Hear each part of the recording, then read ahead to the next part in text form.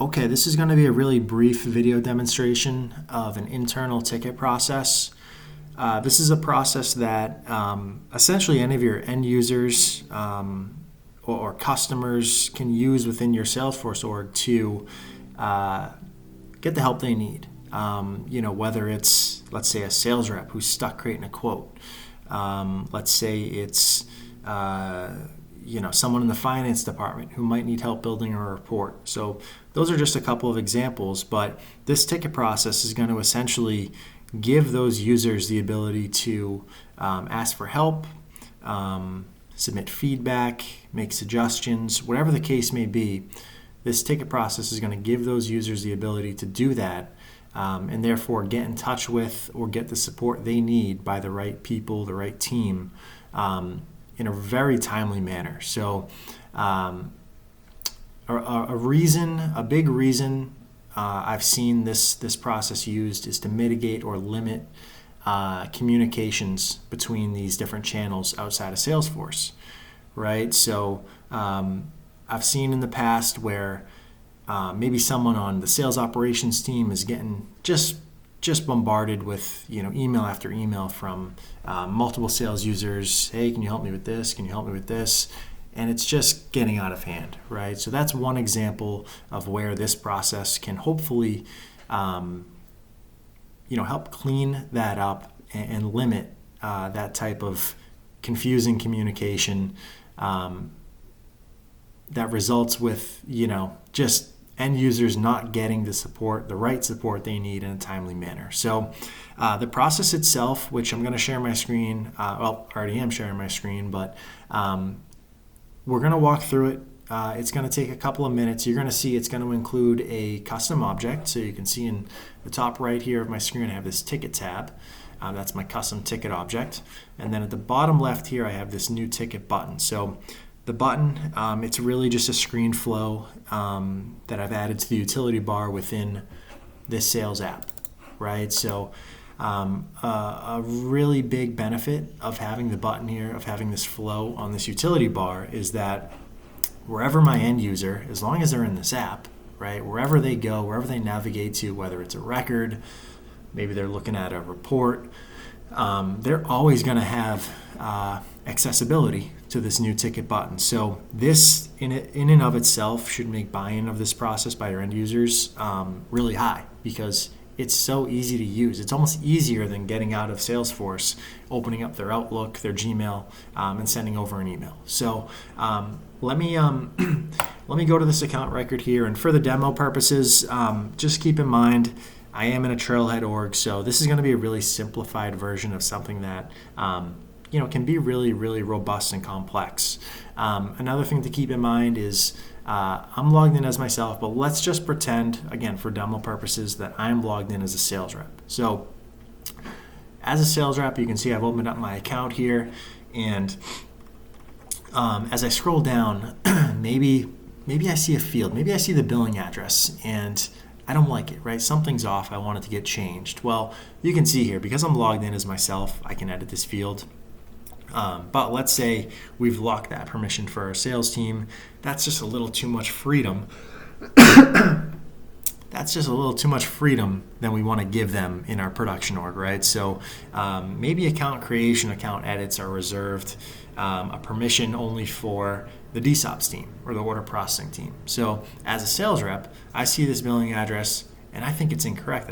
There needs to be an update. Something's off. So I will go ahead and, rather than emailing the sales operations team or the order processing team, rather than sending them an email outside of Salesforce, I'm going to go ahead and create a new ticket. So you can see I have a couple options set up here. Again, really simplified version of something that you can really, really add a lot of detail and complexity to, right? So a couple of values for my ticket type pick list. So you can see here, if I go ahead and select finance, it's going to pop open pick list number 2. So this is just a field dependency relationship based off of these two pick list fields that are actually created on my custom ticket object, right? So I'm just kind of using the power of flow to add these two fields from my ticket object, and in doing so, I'm going to hold on to that field dependency that I've created on the object itself. So I think it's awesome that Flow can kind of uphold these relationships, and in this case, these dependencies between fields of an object, right? So I've selected finance for my first pick list here, and you can see if I go ahead and go down to ticket type specific, pop that open, we have two options, and you can see they're both related to finance. Now, if I change this to, let's say, sales, again, because it's a field dependency set up between these two pick lists, we're going to have different values, right? So that's just kind of giving you an idea of some of the the functionality that we're going to have. So I'm going to go ahead and select question regarding account. And you can see, as soon as I do that, some more functionality, right? Some more Flow functionality. We have this account field, this lookup field pop open. So you can see if I go back to ticket type specific, and let's say I go with help with quote, that account lookup field goes away. So that's just some more Flow functionality, dynamic condition, right? And it really just kind of shows that we can drive what's going on with our screen based off of other values on that same screen that have already been selected, right? So I'm going to go back and select question regarding account, and we'll enter in our account here. So Burlington Textiles. Oh, and it's already selected, so we'll go ahead and get that in there. We'll give this ticket a description. Can you help change the billing address on this account? Okay, we'll select next. We're going to give our end users the ability to upload a file. I think it's always more information the better. So I'll minimize our little screen there for the flow, and I will take a screenshot of the billing address. So let's see if I can do this. Yep, that's the one I want.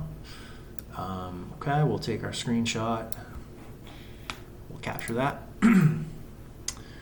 And if I open up my new ticket button, we can see we can resume essentially right where we left off. So I'll upload a file here, and should be this one. We do have the ability to upload as many attachments as we want. I'm not going to do that. For this example, I'm just going to go ahead and upload one file. So we'll click done, and we'll click next. And you can see we get hit with a confirmation screen, really just letting us know that the ticket's been created. And if I hit finish, it's just going to restart this flow. So I mentioned kind of the accessibility of that new ticket button. It's also just really easy for users to enter additional tickets, right? Kind of back to back. Maybe there was something else that they wanted help with. So I'm gonna, rather than click finish, I'm gonna click this button here to view my tickets, right? So we'll click here. That will take us right to that ticket tab, and that's just that click here. That's just a hyperlink in the flow. Navigating to this link. I don't have any really useful list views set up right now, but you could maybe set one up where it's my open tickets, and have the link in your flow navigate to that list view. I know that this 0008 ticket, this should be the one that we just created, which it is. So I'll go over this really quickly. So it's really just creating a ticket object, or ticket record rather, off of the information that we collected from our end user in that screen flow, right? So anything they give us, we can add to that ticket record. Along with that, we are going to have access, which I think is really helpful, to their user record, their profile. So using that information plus the information they're giving us when they're creating the ticket via those input fields, we can route this ticket appropriately, and our end user can have the the confidence that they're looking for, knowing that based off of what they're inputting, they're going to get the right support they need from the right team or the right people. So this example here, within the flow itself, I would probably have this routing to someone in the the sales operations team. Let's say that the sales rep created a finance ticket. Then you'd want that assigned to someone in the finance department, right? And the owner flip based off of that information. So again, all that you can kind of set up that sort of routing functionality within your flow. For this example here, you can see I just have it going to my support user. Something else to keep in mind and kind of worth noting is we can then, once this ticket gets created, we can now send an email to our support user, right? We can let them know, hey, this ticket's been created. Here's the link, here's the list view, whatever you want to do. You can use email alert, you can use a template, or just flow functionality itself and just send the email right from the flow, right? So again, because this is kind of all of it's our own native customization, we can really harness all the automation that we're used to using or seeing into this process itself. Really easy as well, right? So it's all going to be right there for us to use. So last but not least, let me go over to my related tab here. And we did add a screenshot, right? So you can see that it gets attached to this record so that our support user that's looking at this ticket, now owning it, they can look at the screenshots and have a little bit more information as far as what they're working with and how they can help that end user, in our case the sales rep who created the ticket. So that's essentially it. You can add a lot more automation to this process from here as well, right? So maybe we'd have a status field on our ticket record where the support user, let's say they do whatever they have to do, they update the billing address, they can mark this ticket as complete. Once they do that, we can send an email alert back to the sales user who created the ticket, letting them know, yep, all set. So a lot you can do with this. Again, I've kept it fairly simplified for demo purposes, but hopefully this gives you an idea of the power of this process. And that's really it. Hope you enjoyed the video, and thanks for watching.